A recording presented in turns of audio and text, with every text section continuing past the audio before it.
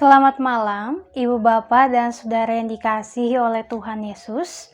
Bersyukur bahwa pada malam hari ini kita masih diberikan kekuatan dan juga kesehatan oleh Tuhan untuk dapat melanjutkan aktivitas kita.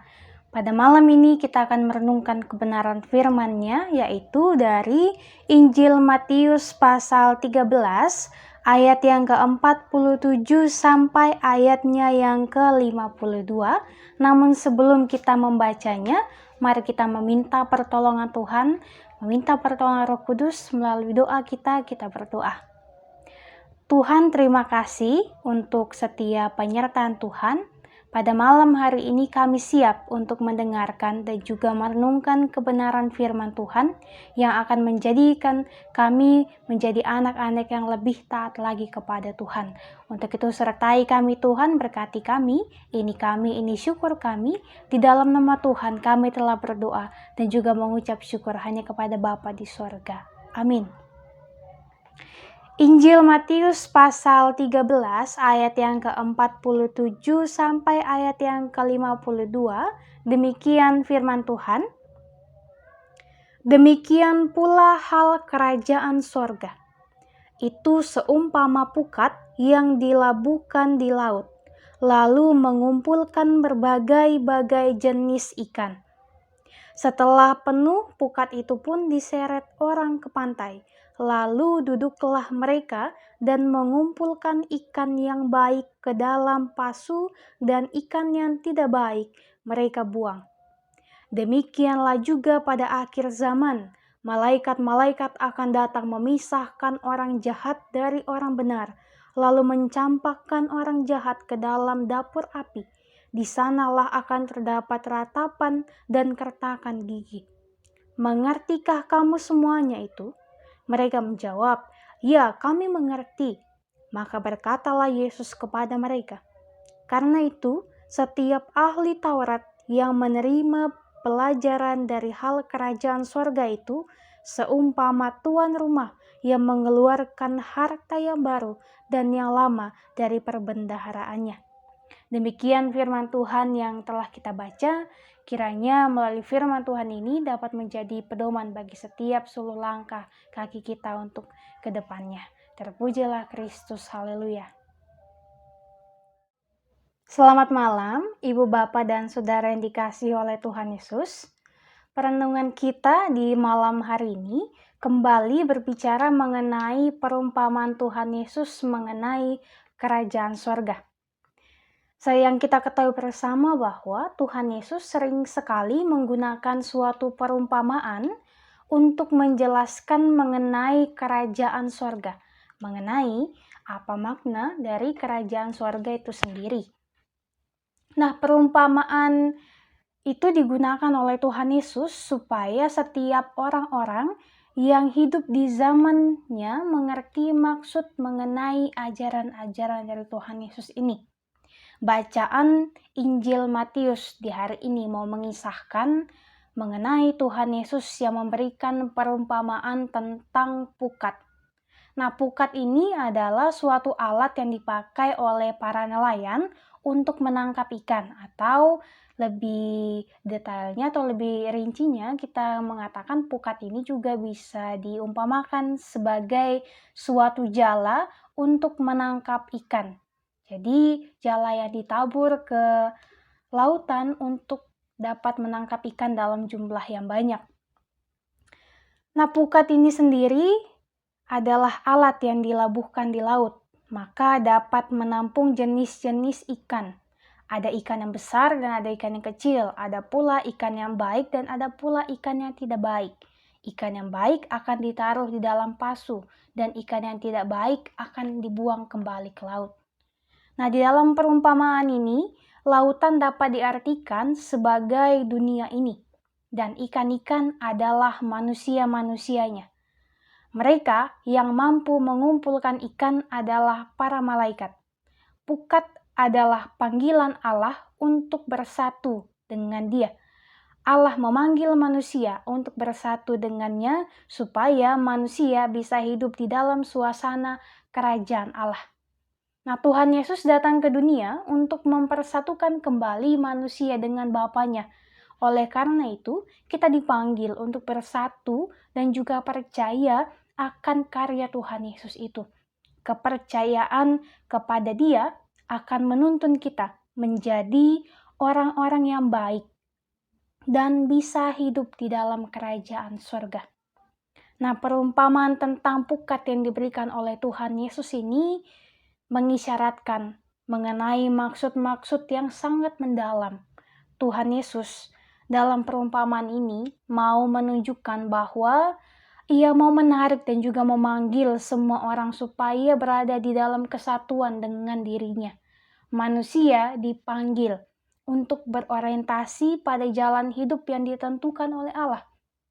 Allah mau bersatu dengan manusia, dengan Bapak Ibu dan juga dengan saya. Dan juga kita, jikalau kita ingin bersatu dengan Allah kita, maka kita harus meninggalkan segala perbuatan yang tidak baik, segala perbuatan yang dapat mengecewakan Allah. Untuk itu, bersatu dengan Allah, maka manusia harus meninggalkan segalanya, meninggalkan apa yang tidak baik dan juga melakukan apa yang baik di mata Tuhan, serta mengarahkan diri pada perbuatan-perbuatan yang baik, perbuatan-perbuatan yang penuh dengan kasih, yang sesuai dengan panggilan dan juga sesuai dengan kehendak Allah. Untuk itu kita diajak untuk selalu bersatu dengan panggilan dan juga kehendak Allah ketika kita mau bersekutu dengan panggilan dan juga kehendak Allah, kita akan berbahagia di dalam kerajaan Allah. Ajakan Nabi Yeremia pun demikian. Kita mesti ada dalam kehendak Allah. Allah seperti tukang periuk yang membentuk kita. Ketika rusak, kita akan dibentuk lagi menurut kehendak Tuhan supaya indah kembali. Ini mengisyaratkan bahwa kita mesti datang kepada Tuhan dan mau bersekutu kepada Tuhan. Bila tiba saatnya kelak, kita akan menjadi orang-orang yang berbahagia di surga bersama-sama dengan Bapa. Jadi maksud dari kerajaan surga yang selalu diberitakan oleh Tuhan Yesus melalui perumpamaan-perumpamaannya di dalam Injil Matius ini mau mengajak kita supaya dapat memahami apa arti kerajaan surga yang sebenarnya. Dan juga bagaimana caranya supaya kita dapat bersatu dengan Allah di dalam kerajaan surga tersebut. Untuk itu, Ibu, Bapak, dan Saudara yang dikasihi Tuhan, marilah kita selalu melakukan hal-hal yang baik.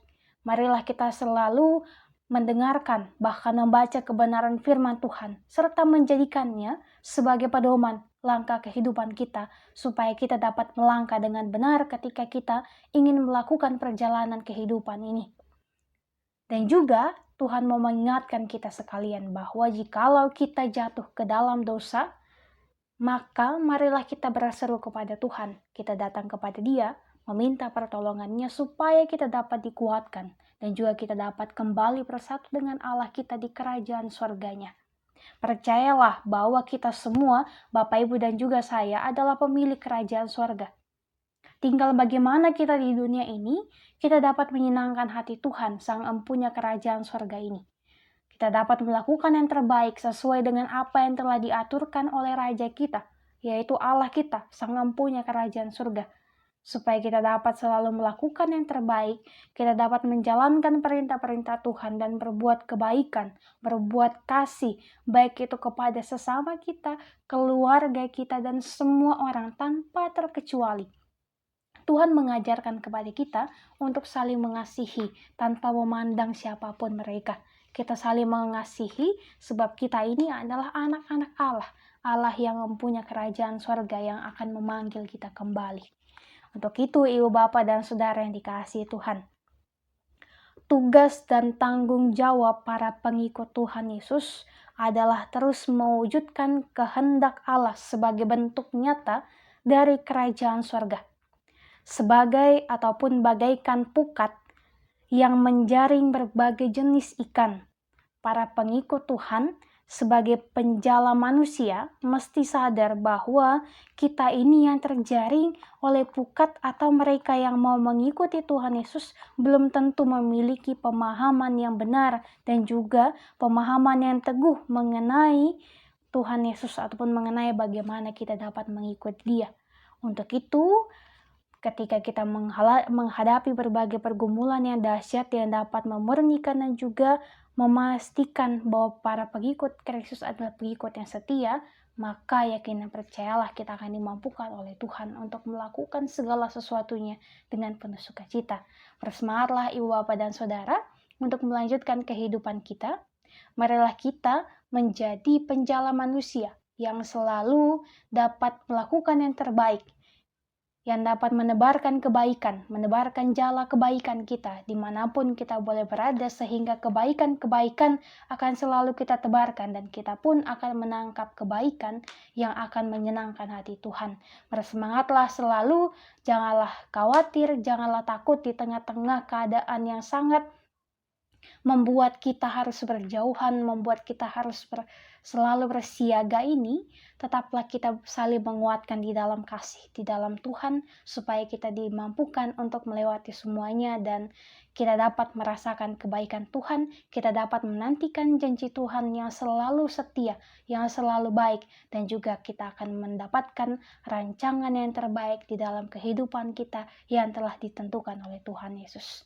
Bersemangatlah, tetaplah berdoa kepada Tuhan, tetaplah percaya dan juga tetaplah beriman teguh di dalam Dia, maka Ia pun akan selalu menuntun setiap langkah kita. Kiranya firman Tuhan ini dapat memampukan kita untuk selalu melakukan yang terbaik dan juga menjadikannya sebagai pedoman dalam kehidupan kita hari lepas harinya. Untuk itu mari kita berdoa. Ya Tuhan, terima kasih bahwa pada malam hari ini kami boleh merasakan kebaikan Tuhan.